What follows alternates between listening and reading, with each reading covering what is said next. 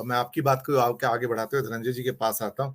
धनंजय जी, ये प्रधानमंत्री जी जहाँ भी जाते हैं आजकल, एक तो हरी झंडी उनके पास रहती है परमानेंट, उनको एक ना एक वंदे भारत तो हर जगह मिल जाती है, कभी-कभी वाटर मेट्रो मिल जाती है। आजकल उनको एक नया शौक भी चढ़ा, अपने ऊपर पुष्प वर्षा बहुत करवाते हैं। 2019 के बाद पुष्प वर्षा बहुत करवाते हैं। अभी कर्नाटक में भी करवा दी उन्होंने काफ़ी। हर जगह हज़ारों किलो, लाखों किलो पुष्प मँगाए जाते हैं और पता नहीं क्या अपने आप को शायद ईश्वर में परिवर्तित करने का प्रयास हो रहा है कि जहाँ जाएँगे मेरे ऊपर पुष्प की वर्षा करें हज़ारों लोग। ये भी एक स्थिति है, एक मनोस्थिति है इसके अंदर कि इंसान पहले फ़ोटो लगवाता है, हर चौराहे पे अपने बड़े-बड़े बिलबोर्ड लगवाता है, मन की बात के सिक्के निकलवाता है, अपने ऊपर पुष्पों की वर्षा करवाता है। ये मनोस्थिति जो है अजीब-सी लगती है कि इस किस्म का ऑब्सेशन ख़ास तौर से वो भी एक लोकतंत्र के अंदर अपने आप को एक खुदा में कन्वर्ट करने का अजीब-सा लगता है और वही पिक्चर कर्नाटक में पेश की जा रही है कि वहाँ बताया जा रहा है कि मोदी आ रहे हैं, यानी कि मैं आपका भाग्य बदल दूँगा, यानी कि कोई ईश्वर आ रहा है वहाँ पर, तो आप उसकी एक तरह से प्रार्थना कीजिए, उसके चरणों में लौट जाइए।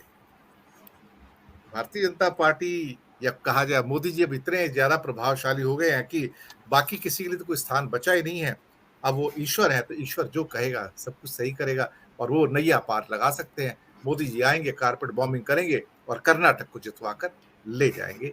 धनंजय कुमार जी। देखिए, ईश्वर तो दिखता नहीं है, अब तक मैंने ईश्वर को देखा नहीं है।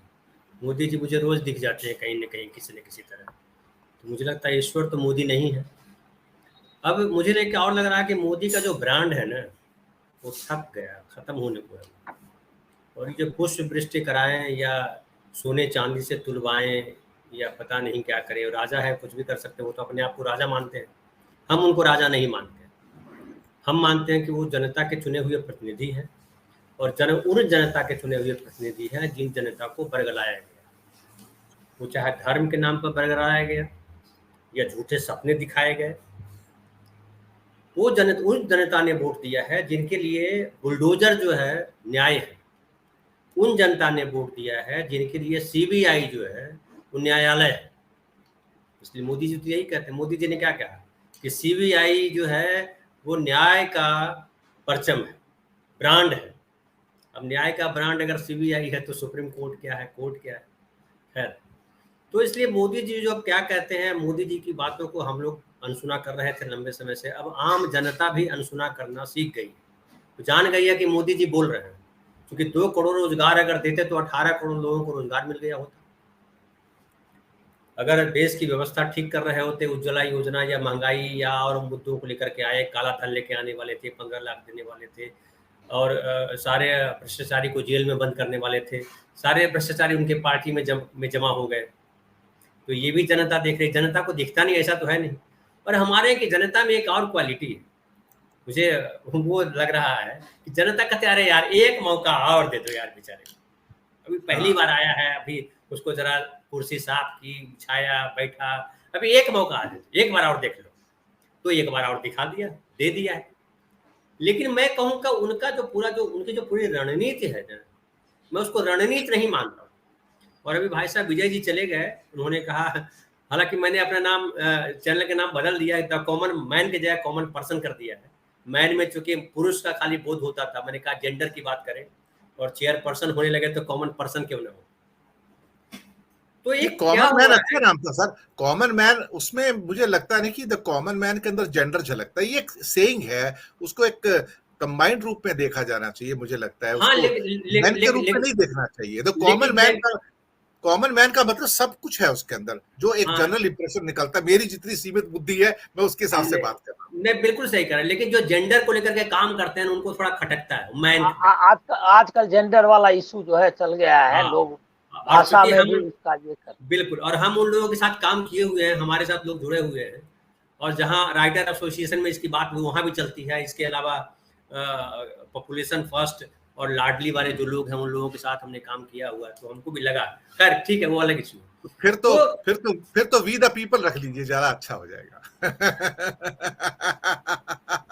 वो भी कर लेंगे, एक सुझाव वो भी कर मात्र है, लेंगे, सुझाव मात्र है। बिल्कुल वी द पीपल में बिल्कुल वो सब भी आ कर जाता लेंगे, है। वो भी कर लेंगे, बिल्कुल सही है। तो हम ये उसका जो सब टाइटल है वही हमने दिया है। तो हम ये कह रहे थे कि जो आम आदमी है या जो कॉमन मैन है या जो कॉमन पर्सन है उसके लेवल पे राजनेता पहुंचने की कोशिश कर रहे हैं। आम आदमी, मैं गांव की बात करूं तो हमारे गांव में गाली गलौज बड़ी जल्दी हो जाती है, तो नेता उस जगह पहुंचने की कोशिश कर रहे हैं। अब नेता भाषण में गाली गलौज करेंगे, दो नेता आमने सामने खड़े हो जाएंगे। हमने अभी टीवी पे तो हम लोग देखते ही है, टीवी पे तो गाली गलौज होने ही लगी है। तो उस लेवल पे मोदी जी राजनीति को ले जाना चाहते हैं, और मोदी जी की राजनीति को जो है जो राजनीति जिसको कहा गया राजा की नीति या प्रजा कल्याण के लिए जो नीति होती है उसको राजनीति कहते हैं। ये दोनों में से कहीं मोदी जी स्टैंड नहीं करते। सॉरी, अगर आपके किसी दर्शक को चोट लगे तो मुझे कोई ये नहीं, मैं उनसे सॉरी बोल देता हूँ, लेकिन ये स्टैंड करता हूँ कि ये ट्रुथ है कि मोदी जी को न तो राजा की नीति से लेना देना है, न आम आदमी के कल्याण, जन कल्याण से लेना देना है। उनको अपने मन की जो भड़ास है या कुंठा है, बेसिकली वो कुंठा का भरण कर रहे हैं, सहला रहे हैं। उनको लगता है कि पुष्प वृष्टि होनी चाहिए। उन्होंने पढ़ रखा होगा, किसी ने सुनाया होगा कि देवताओं पे पुष्प वृष्टि हुई, या फलाना जो है ये प्रण लिया तो ऊपर से देवताओं ने पुष्प वृष्टि की, तो उनको लगता है कि देवता तो है नहीं। वो भी जानते हैं देवता नहीं है, क्योंकि अच्छे अच्छे लोगों के साथ बैठे हैं, महंतों के साथ। तो महंतों ने 20 साल तपस्या करके बताया होगा कि भैया कोई है नहीं, हम लोग झूठ मूठ के ढोल बजा रहे हैं। तो मुझे लगता है कि मोदी जी उन कुंठाओं की पूर्ति कर रहे हैं, लेकिन जनता के नजरिए से उनका जो है दिया जो है, उनके अंदर जो तेल है वो कम हो रहा है। क्योंकि जो तेज था कि मोदी जी आएंगे तो देश को बदल देंगे, देश पता नहीं कहाँ चला जाएगा, देश विश्व गुरु बन जाएगा, पूरी दुनिया में हमारी जय जयकार होगी, हिंदू धर्म जो है पूरी दुनिया के लोग एक्सेप्ट करने लगे हैं कि नहीं भैया दुनिया में कोई धर्म है तो हिंदू धर्म है। ऐसा लोगों में भ्रांति थी, लेकिन अब समझ में आ रहा है कि लिंगायत कह रहे हैं कि नहीं, मैं हिंदू नहीं हूँ, मुझे हिंदू धर्म से अलग कर दो। मैं पढ़ रहा था कि लिंगायत की स्थापना यही हुई। बसवन्ना जो है उन्होंने कहा कि मूर्ति पूजा के विरोधी है वो तो, और मूर्ति पूजा के विरोधी हैं, और बेसिकली शिव को भी निराकार रूप में वो गले में लटकाते हैं उनके मानने वाले लोग, लिंगायत लोग शिव की बात करते हैं। राम लेकर के गए हैं मोदी जी, तो राम की तो बात करते नहीं लिंगायत। तो लिंगायतों के नेता या लिंगायत उनको वोट देंगे, ये बात मुझे समझ में नहीं आती किस आधार पे वोट देंगे। अब फिर राहुल गांधी जो है, हम पढ़ रहे थे ये भी कि पहले जो है कांग्रेस के ही समर्थक हुआ करते थे, लिंगायत लोग वोट दिया करते थे। राजीव गांधी के समय में कुछ गलतफहमियां क्रिएट हुई और लिंगायत छिटक गया उनसे। राहुल गांधी अभी बसवन्ना का जन्मदिन था, उस पर गए वहां और उन्होंने कहा, और मैंने देखा कि भीड़ जो है बहुत प्रभावित हुई इस बात से। उन्होंने कहा कि ये जो भगवान है आपके, ये जो है वो सत्य के लिए लड़ रहे थे, उन्होंने सत्य की लड़ाई लड़ी और कभी डरे नहीं। आज भी होते तो नहीं डरते बसवन्ना किसी से, कोई धमकाता तो डरते नहीं। इसका बड़ा प्रभाव पड़ा जनता पे। तो मुझे लग रहा है कि जो है एक तो 2-3 स्थितियां, एक तो वहाँ पढ़े लिखे लोग हैं, आपने ये भी कहा कि जो है वहाँ पे पर कैपिटा इनकम ज्यादा है। फिर ये भी है कि कर्नाटक जो है जिस तरह का स्टेट रहा है उसमें कई शहर हैं जिसका सांस्कृतिक योगदान है या उसके जो है अलग अलग ऐतिहासिक महत्व हैं, तो उस नाते भी वहाँ पे वहाँ के लोग थोड़े सजग हैं। फिर मैं देखता हूँ कि जो सिलिकॉन दर्शकों की इंफॉर्मेशन में बताता हूँ कि श्रवण बेलगोला भी वहीं पर है, जो जैन का सबसे बड़ा एक तरह से कहते हैं कि तीर्थ स्थल है। यही वो जगह थी जहां पर सबसे पहले जैन धर्म जिसने अपनाया था, जो बड़े राजाओं में वो चंद्रगुप्त मौर्य थे, क्योंकि वो जीवन के अंतिम दिनों में उन्होंने जैन धर्म को अपना लिया था। ये भी एक सत्य है, क्योंकि उससे पहले कोई भारत में ऑफिशियल धर्म नहीं था। मैं आपको बताऊं, बौद्ध धर्म और जैन धर्म ही 2 पहले धर्म हैं। उससे पहले जिसको आप सनातन कहते हैं वो सनातन था, लेकिन हिंदू शब्द नहीं था उस समय, उनके समय में। तो वो पहले राजा थे जिन्होंने जैन धर्म को अपनाया था और जीवन के अंतिम दिन उन्होंने श्रवण बेलगोला में कर्नाटक में ही गुजारा था। तो ये एक सूचना के लिए बहुत अच्छी जानकारी। तो मैं और बात कर रहा था कि जो ये सिलिकॉन वैली जो कहलाता है, बेंगलोर को कहा गया और बेंगलोर को लेकर बड़ी संभावनाएं जताई गई थी।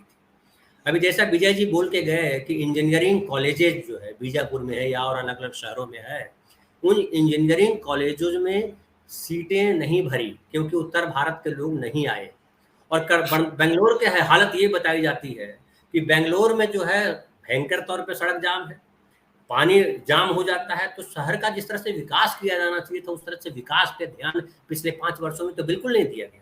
और मोदी जी जब से आए हैं तब से तो एक ही चीज का विकास किया जा रहा है, वो कैसे जो है बीजेपी का विस्तार हो जाए और जितना भगवान किया जाए, जितना लोगों को लड़ाया जाए, जितना भय पैदा किया जाए। श्री राम सेने ने जो तमाम नाटक किए वहाँ, कौन नाम में भी बोल रहा हूँ उसके नेता का, क्या कर रहा है वो?